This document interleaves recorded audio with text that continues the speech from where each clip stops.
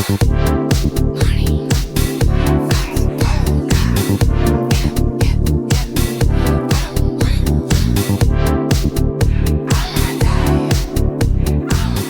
viewers and listeners. Thank you so much for tuning in to another episode of the Creatives Podcast. I am your co-host, Simone Campbell. And I am your co-host, Tevin Brown. And today we actually have a double feature for you. We have the executive producers and owners of Mardina Media, Mark and Dina Bruner. Guys, thank you guys so much for being on the show with us today. Thank you. It's a pleasure.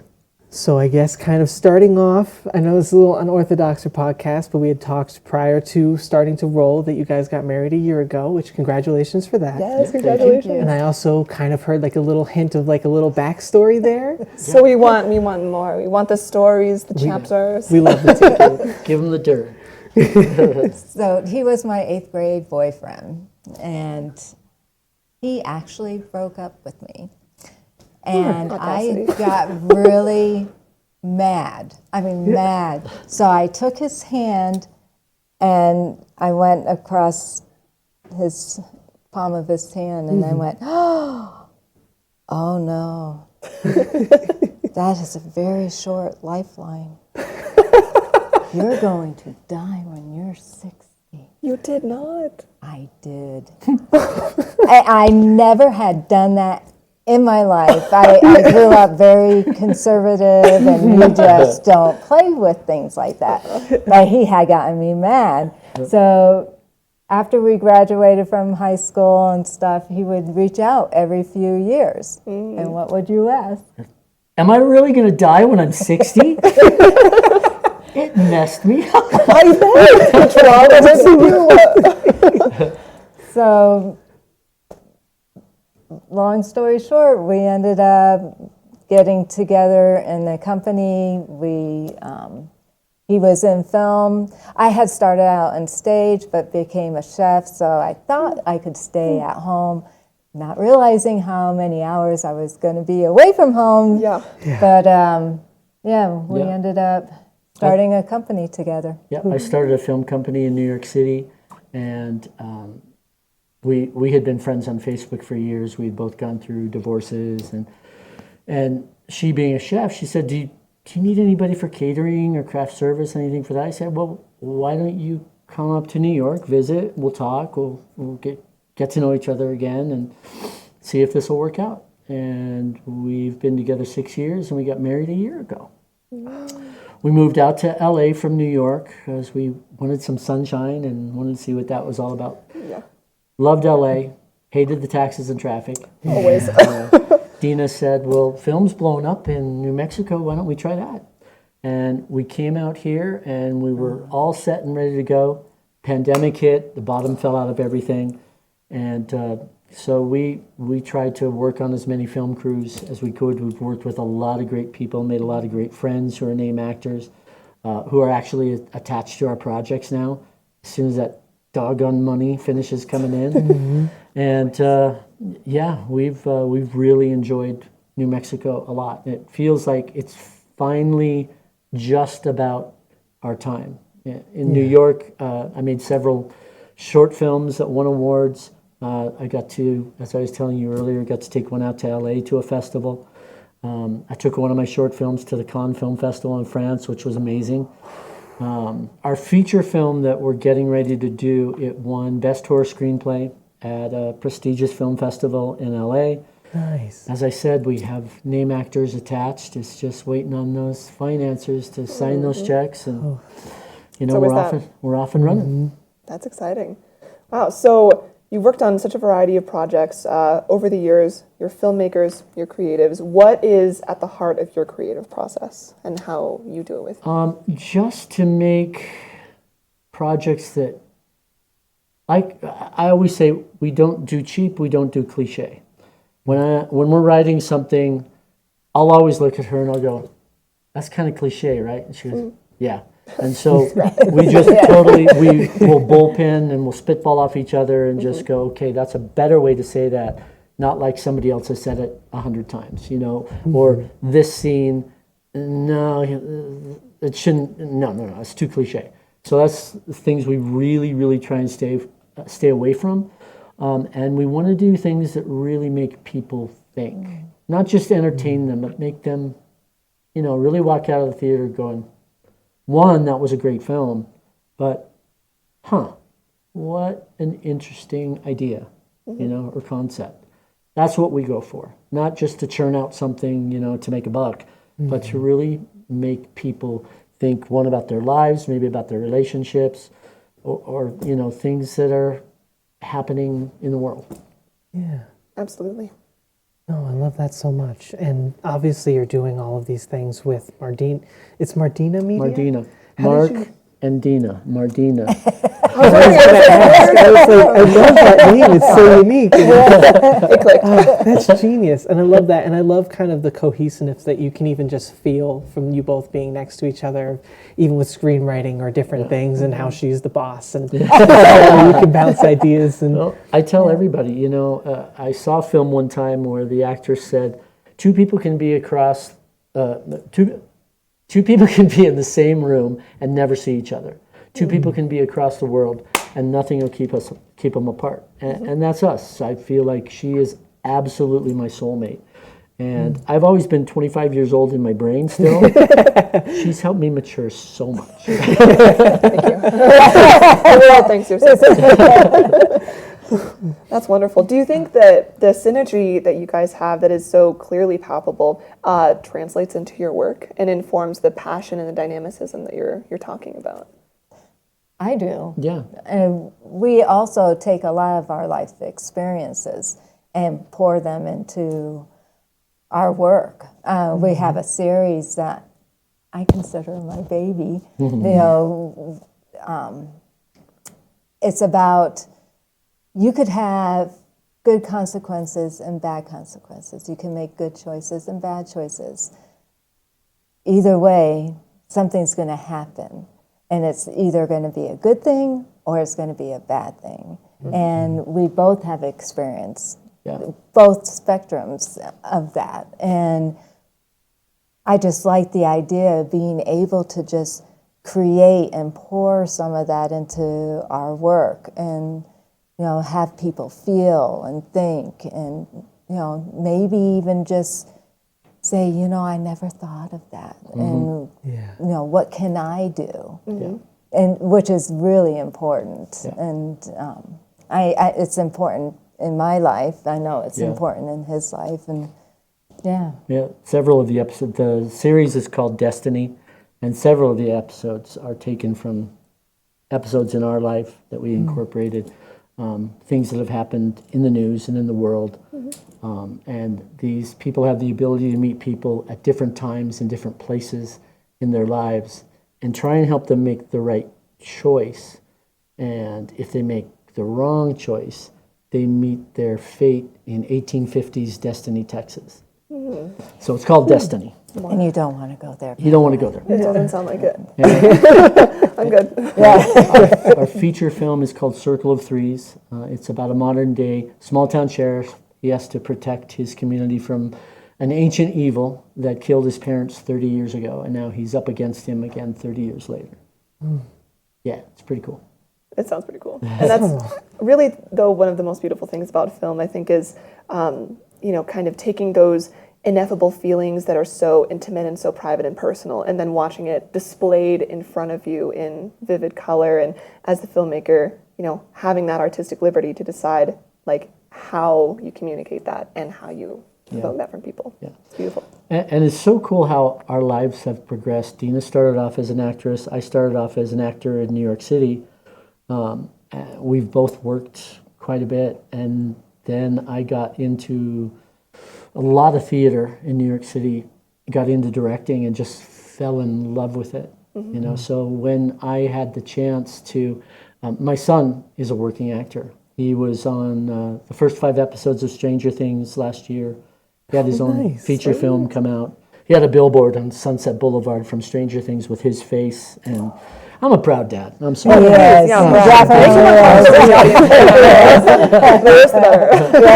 But when I thought about starting a company, it was, okay, what do we want to shoot? What do we want to do? And his manager actually said to me, you've been in theater, you've been on television, you write, you direct. do your own stuff. And so that's what I started to do. You know, I made my first film on an iPhone, and I won several awards for it. So I bought a camera, and then I bought a nicer camera, and found success. And now with our first feature, with all the people that we've met in the industry, we have some really good people in place and some really great actors who want to work with us.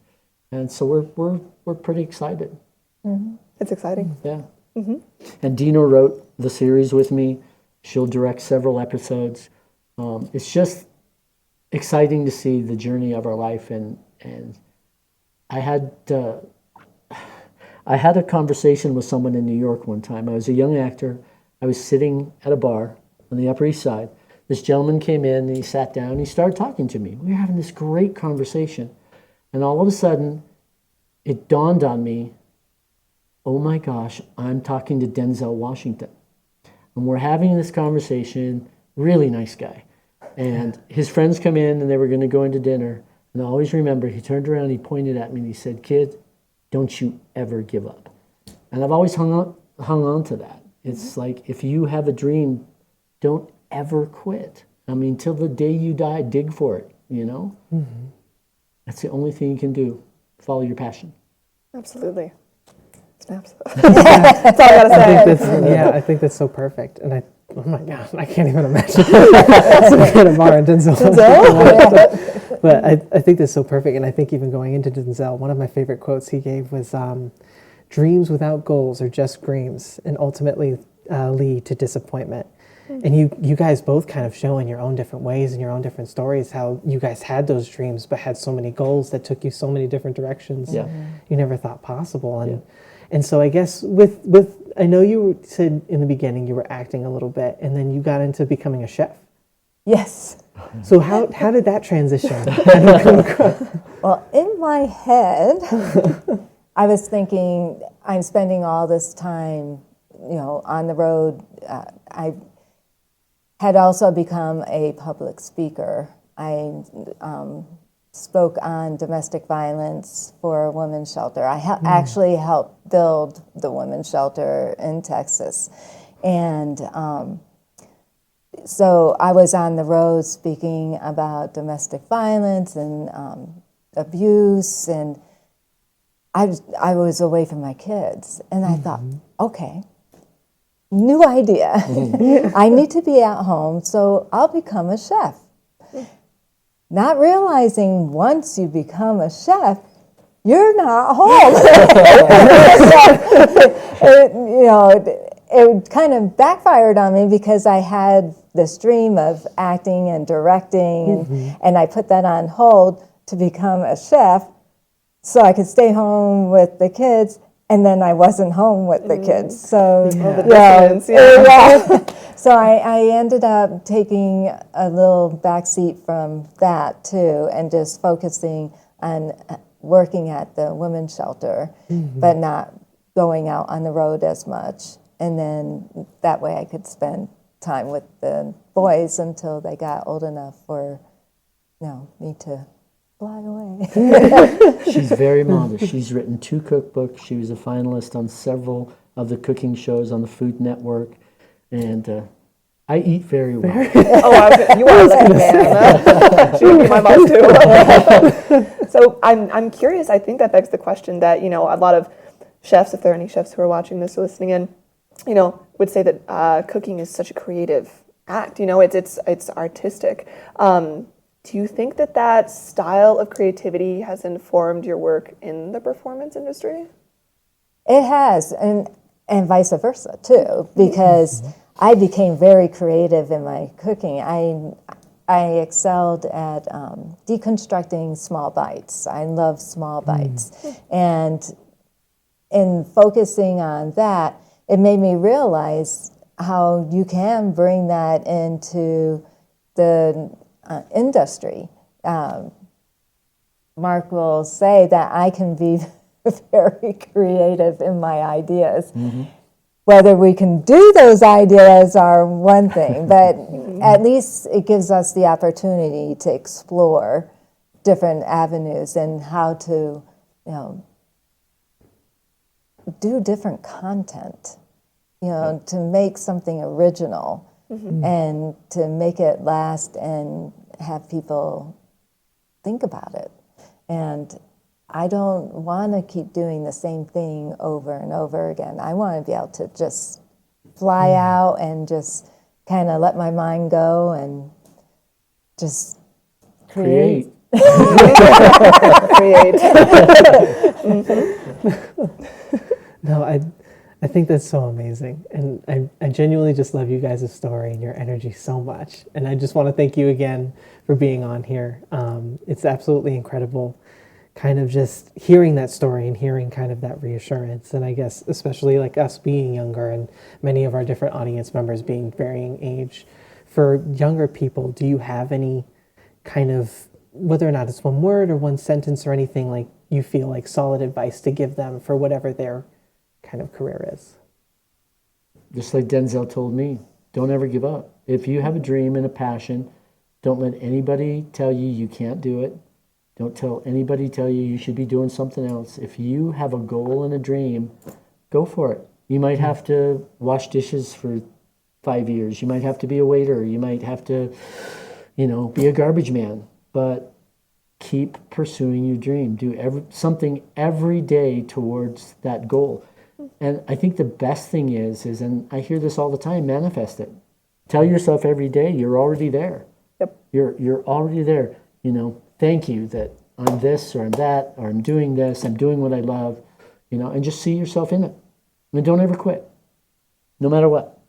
Also, life has its ups and downs, and we go through highs and lows, and tragedy, and it builds character. And whatever you're coming through will show your character, and people will see that. And as long as you keep focused and put in the hard work, it doesn't matter what anyone else is saying. It's only what your heart and your heart and your soul is telling you.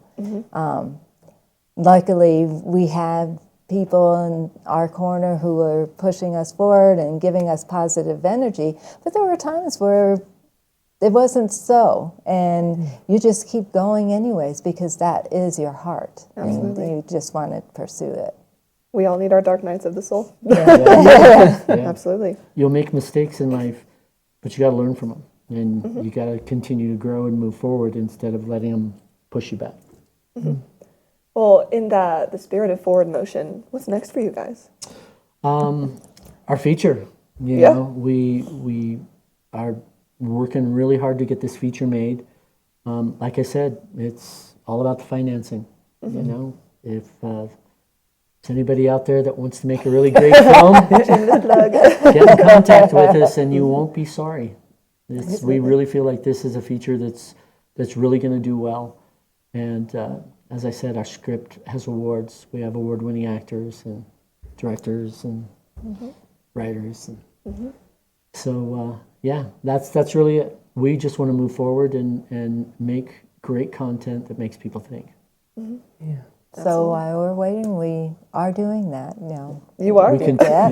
Writing. We continue to write. Yeah. And Stoking the creative fire. Keep it going one day at a time. Yeah. Is there anywhere that they can best kind of get in touch with you or kind of keep up with Mardina Media and all of these different things? Our website is mardinamedia.com. We can be contacted through that. That's really the best venue. Or you can email us at mardinamedia, 1, @gmail.com. Cool. Sounds good. Yeah. Thank you so much for Thank your you. time, for being here, and it was so Thank you. wonderful speaking You with you guys guys. are pretty cool. I like you Yeah. guys. Thank you. I really love the vibe. Fantastic. Cool. Awesome. Well, guys, thank you so much for tuning in today. Once again, my name is Tevin Brown. And I'm Simone Campbell. And for all of our YouTube viewers, once again, I say please, please, please like, comment, and subscribe. Helps us be able to stretch out and bring people on like Mark and Dina and Mardina Media and all of these different people and help spread their message and create and use the creatives as a show to connect fashion and film, as our motto says. Thank you so much, and please have a great night. Oh, and before we go, I also absolutely need to thank our sponsors, and I absolutely need to thank Studio 519 for this amazing space. So I thank those guys. I thank you guys. I thank you guys. Thank you. I thank my amazing co-hosts. And I thank you. And please have a great night.